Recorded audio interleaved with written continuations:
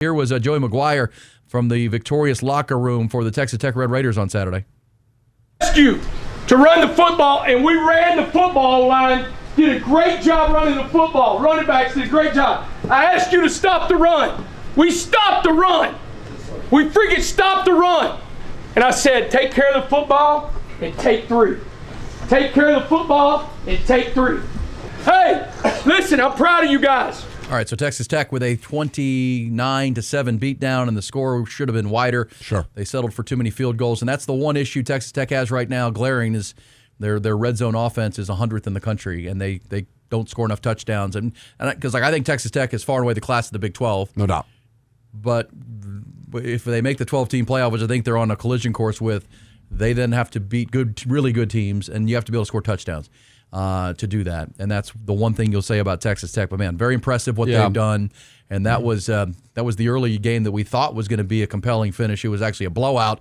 The more compelling game was Indiana at Penn State. My goodness. Over on Fox. And if you have a YouTube dispute still going on with here, you could flip over to Fox. Fox worked. And so early in that game, you're thinking, okay, this is all Indiana, 21-10. They're going to win this game comfortably. But the second half, if you watch the second half of Penn State, Indiana, you were pretty certain for most of that second half that Penn State was going to win that game. Yeah.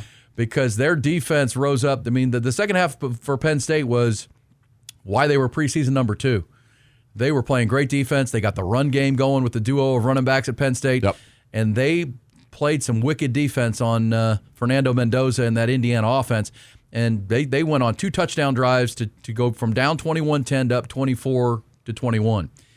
And Indiana, man, and they couldn't move the football. No. They could not move the football. And you're like, well, this game, and then on the must-have drive, right, where you got to go, it was 24-20. I'm sorry. It was 24-20. So they couldn't kick a field goal to tie it. Right. They had to get a touchdown. They have a must-have touchdown drive. And you're thinking, well, this team hasn't moved the ball the whole half. They're not going to do anything. And then on the first play of that must-have drive, he gets sacked. Mendoza's sacked all the way back inside, like in the goal line area. Right.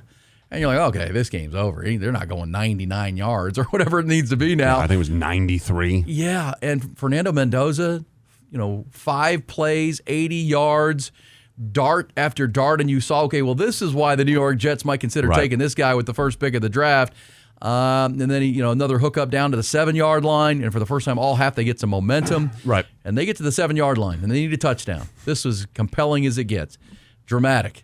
And Penn State is just bringing the all-out blitz on first down and second down, and they're getting to him before he can really he's got to get rid of the ball. They're bringing corner blitzes. They're bringing 8 to try to, and so Mendoza's first 2 go incomplete, and you see on third down. Okay, well, this is third down, and they're lined up to come again, right? They're bringing the house, and Mendoza knows he's got to get it off quickly. And I thought when he threw the ball, Noah, that he was thrown out of the back of the end zone. It looked like it. I thought he was living to play another play. Right, it looked like he was about to hit the goalpost. Yeah, I thought he was, just get rid of it. Let's go to fourth down. They got us here. Here's how it sounded. And my man Gus Johnson, who I'm not a huge fan of. Can I just say that, by the way? Because I got to, normally because I'm doing the in-game watch-along and we're doing our pregame shows on Saturdays, I don't really get to listen. Got your dose of Gus Johnson. I watch all the football, but I'm usually watching it on my computer while we're doing something else. And I can't handle Gus Johnson. I just got to tell you. I'm sorry. I don't know how you people who love him. But either way, here was his call of the play of the year in college football so far. Oh, wait. That's somebody put it to the montage. Somebody put it to the Hoosier soundtrack. Which there was, you go. That was pretty funny. But, the play of the year, back of the end zone, Omar touchdown. Cooper Jr. Omar Cooper Jr., a junior wide receiver, made the catch and somehow got the feet down. I mean, we got the foot down, right? I mean, that was the craziest thing. I almost was 2. I mean, he levitated his foot that was going out of bounds because it was at the back of the end zone. I thought he almost hit his head on the goalpost. He jumped so high, and he brought down his foot inside to touchdown to get the foot down to score a touchdown. That was one of the best catches I've ever seen during the time frame. I mean, how athletic of a play was that? And Omar Cooper makes it, and Gus Johnson loses his mind. Screams and hollers. It was an incredible play, and it saves their. They probably could have still made the playoff, but right. But for that game, for what to get to the Big 12 championship game, here's the throw with Gus Johnson. In trouble! It's out! Touchdown! Wow! Omar Cooper! Unbelievable! Give him that! Yeah. Yeah, so he couldn't It's a even little get the much. words. That's Yeah, it's that a whole little- draw. yeah. Okay, I'm just telling y'all. That's not what My I like. opinion, not knocking anybody. You can, a lot of people don't like me. I can't do Gus Johnson. I That's just fine. can't. And then I had to flip over at ABC, and I got Joe Tessitore. Two grievances. Those two guys. I can't do Joe It's Tessitore. WWE in college football edition. You That's gotta how he know. announces You it. got to know. I talk about how I set up the 8 TVs for the NFL and these. Right. I don't usually listen very closely to the broadcast. I'm flipping. I cannot do either of those I'm with guys. you. I can do Herb Street and Kirk's great. Fowler on set. I thought they did a nice job. I think Brad's I just good can't do too. it. There's a lot of good But ones. let's hear from Omar Cooper on how he was Oh my able gosh, to get what a his catch. feet down or get a toe down to save the season. In that moment, I was just trying to. I knew where I was on the field, so I was just trying to. When I went up for the ball, just try to get my feet as far inside as I could, and just come down. Make sure I came down with it. And What a drive by Mendoza. What a catch. And look, I mean, he's getting his feet down while they're trying to push, while the corner's doing his job and pushing him out of bounds. So he's pushing him at the top. His and bottom momentum I is don't- going to the ground out of bounds, but he puts the foot in that's in bounds I don't know still. how. That was fantastic. I mean, it was like what, a centimeter off the ground. Oh, it was unbelievable. I'll say What this a for catch. Indiana, because you're right. Even if they lost this game, they probably went out and beat the Big Ten championship. I think it's good. It's the only time I've ever seen Kirk Cignetti even somewhat smirk. First, number one, noted that because he never smiles.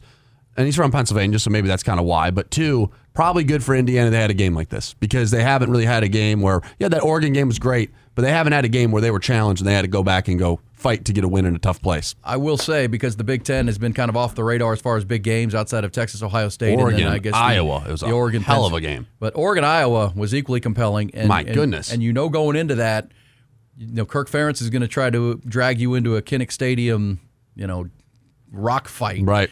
And he did. And it was pouring down rain the whole game. They're missing their two best receivers. They're down their three best right, receivers. Yeah. If you go back- Sadiq was out. Moore was out. DeCorian Moore, the star phenom. So they're they go to running the ball, but now they're down because they had a 15-7 lead. Iowa scores a field goal and a touchdown to go up 16-15.